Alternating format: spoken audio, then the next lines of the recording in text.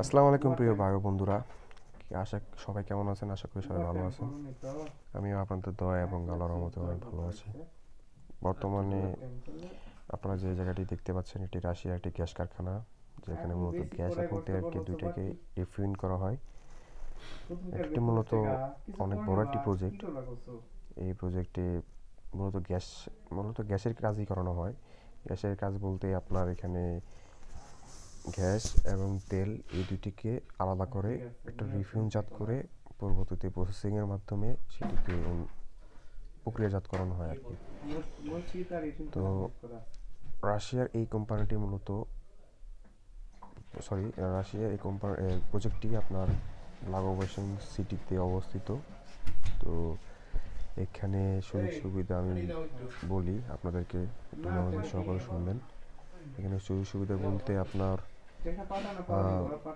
থাকা এবং খাওয়া কোম্পানির, চিকিৎসা ব্যবস্থা কোম্পানির, আপনার বয়স যদি 18 হয়, 18+ যদি হয়ে থাকে, আপনি এই কোম্পানিতে কাজ করতে পারবেন, সমস্যা নেই।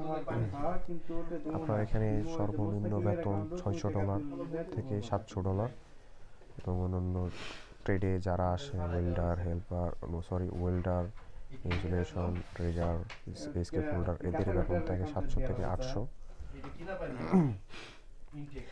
যাই হোক, আপনাদের উদ্দেশ্যে আমি একটা কথা বলি। আপনারা যদি কেউ এই কোম্পানিতে আসতে চান বা এই কোম্পানিতে যদি কাজ করতে চান, তাহলে আমার ডেসক্রিপশন বক্সে আমার নাম্বার এবং আমার হোয়াটসঅ্যাপ নাম্বার দেওয়া থাকবে। আপনারা সেখানে আমাকে মেসেজ করবেন, আমি আপনাদেরকে সমস্ত কিছু জানিয়ে দিব। তো এখানে শুধুমাত্র আমরা যেখানে দাঁড়িয়ে আছি, এটা হলো ইনসুলেশনের একটি প্রজেক্ট, মানে প্রজেক্ট না, এটা একটা সাইট, ইনসুলেশন সাইট, যেটাকে বলা হয় ইনসুলেশন সাইট। তো এখানে ইনসুলেশন সাইট ছাড়াও স্কেফোল্ডিং এর সাইট আছে, তারপর হলো ওয়েল্ডিং সাইট আছে, তারপর আপনার এখানে রিগারের সাইট আছে, তারপর আপনার মেকানিক্যাল সাইট আছে, ইলেকট্রিশিয়ান সাইট আছে, বিভিন্ন ধরনের সাইট আছে। আপনার চাইলে যে কোনো ট্রেডে আপনারা আসতে পারেন, সমস্যা নেই।